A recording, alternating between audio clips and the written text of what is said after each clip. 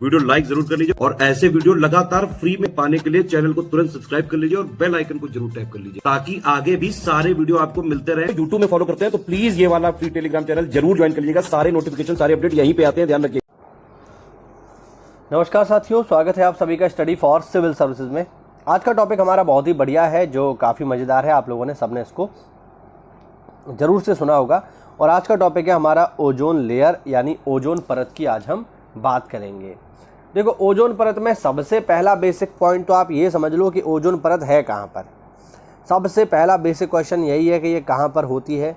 तो मैं आपको दिखाता हूँ जूम करके कहाँ मिलेगी। ये देखो, ये हमारा एटमॉस्फेयर, और एटमॉस्फेयर में इस स्थान पर जिसे हम स्ट्रेटोस्फीयर कहते हैं, हिंदी में इसे कहा जाता है समताप मंडल। ध्यान रखना, इसी समताप मंडल जिसे हम अंग्रेजी में स्ट्रेटोस्फीयर कहते हैं, इसी स्ट्रेटोस्फीयर में ही आपको मिलती है ओजोन लेयर। ध्यान रखना, बहुत इंपॉर्टेंट है। अब इसी के बारे में ज़रा बात करते हैं कि ये है क्या। देखो, तत्वीय ऑक्सीजन मूल रूप में सामान्यतः द्विपरमाणविक अणु के रूप में पाई जाती है। यद्यपि वायुमंडल के ऊपरी भाग में ऑक्सीजन के 3 परमाणु वाले अणु भी पाए जाते हैं, जिन्हें O3 कहा जाता है। ये O3 ही ओजोन है, ध्यान रखना, ठीक है। इसे ओजोन कहते हैं। ऑक्सीजन के सामान्य द्विपरमाणविक अणु के विपरीत ओजोन विषैला होता है। ध्यान रखना, यानी ओजोन हमारे लिए हानिकारक है डायरेक्टली। हम भाग्यशाली हैं कि ओजोन पृथ्वी की सतह के नज़दीक स्थिर नहीं रह पाता। यह सूर्य से आने वाले हानिकारक विकिरण को अवशोषित करती है। इस प्रकार यह हानिकारक विकिरणों को पृथ्वी की सतह पर पहुंचने से रोकती है, जो कई जीव रूपों को हानि पहुंचा सकते हैं, ठीक है। हाल ही में ये पता चला है कि वायुमंडल में मौजूद ओजोन परत का ह्रास हो रहा है। वायुमंडल में जो ओजोन है वो धीरे धीरे उसकी जो परत है वो घट रही है, उसकी कमी हो रही है, उसी के बारे में है।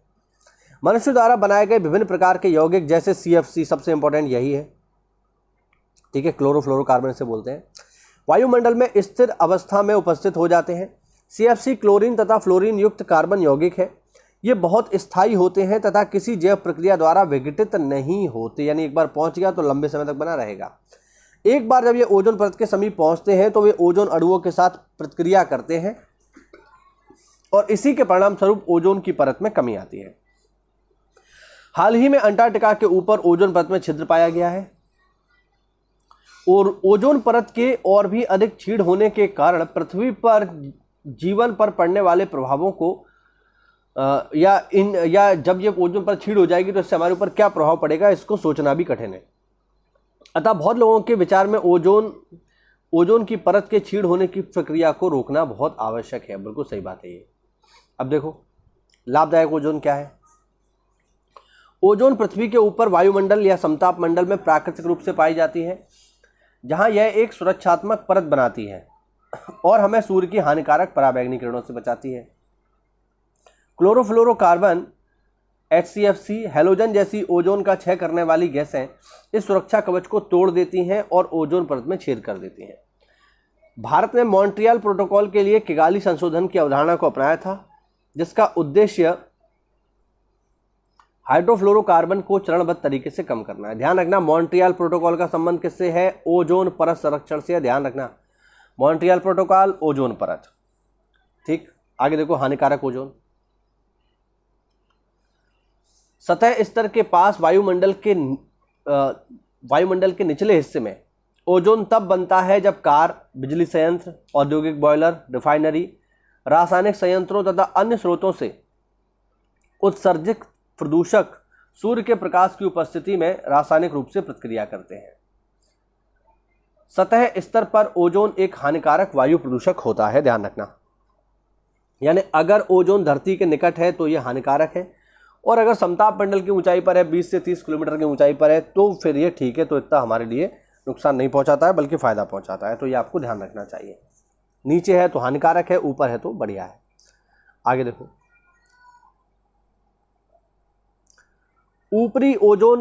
ऊपरी समताप मंडल में ओजोन की प्रचुर मात्रा होती है, जो सूर्य से आने वाली पराबैंगनी किरणों से हमें बचाती है। पराबैंगनी किरणें त्वचा कैंसर का कारण बनती हैं, अतः ओजोन कवच को बचाए रखना आवश्यक है। पराबैंगनी किरणों की डॉई ऑक्सीजन से प्रतिक्रिया का उत्पाद समताप मंडल में उपस्थित ओजोन है। पराबैंगनी विकिरण आणविक ऑक्सीजन को मुक्त ऑक्सीजन में विखंडित कर देता है। आणविक ऑक्सीजन से संयुक्त होकर यह ऑक्सीजन परमाणु ओजोन बनाते हैं। ओजोन ऊष्मागतिकीय रूप से अस्थायी होती है, अतः आणविक ऑक्सीजन में विघटित हो जाती है। ओजोन परत में अवक्षय का मुख्य कारण CFC का उत्सर्जन है, जिसे फ्रेऑन भी कहा जाता है। ये यौगिक अक्रिय, ज्वलनशील, विषहीन कार्बनिक अणु हैं, अतः इनका उपयोग रेफ्रिजरेटर, एयर कंडीशनर आदि में, प्लास्टिक फोम के निर्माण तथा कंप्यूटर उद्योग में कंप्यूटर के पुर्जों की सफाई करने में भी होता है। अब बात करेंगे ओजोन छिद्र की। 1980 में वायुमंडलीय वैज्ञानिकों ने बताया कि अंटार्कटिका के ऊपर ओजोन परत में क्षय हो रहा है, जिसे सामान्य रूप से ओजोन छिद्र कहा जाता है। यह पाया गया कि ओजोन छिद्र के लिए परिस्थितियों का एक विशेष समूह उत्तरदायी था। गर्मी में नाइट्रोजन ऑक्साइड परमाणु एवं क्लोरीन परमाणुओं की अभिक्रिया करके क्लोरीन सिंक बनाते हैं, जो ओजोन क्षय को काफ़ी हद तक रोकता है। जबकि सर्दियों के मौसम में विशेष प्रकार के बादल, जिन्हें ध्रुवीय समताप मंडलीय बादल कहते हैं, अंटार्कटिका के ऊपर बनते हैं। ये बादल एक प्रकार की सतह प्रदान करते हैं, जिससे बना हुआ क्लोरीन नाइट्रेट जलयोजित होकर हाइपोक्लोरस बनाता है।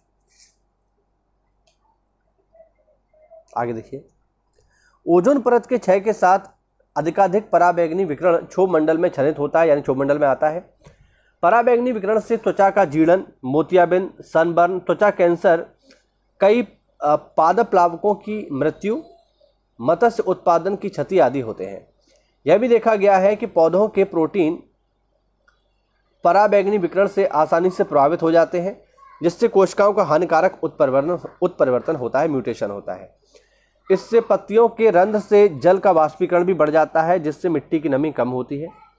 बढ़े हुए पराबैंगनी विकिरण रंगों तथा रेशों को नुकसान पहुंचाता है, जिससे रंग जल्दी हल्के हो जाते हैं।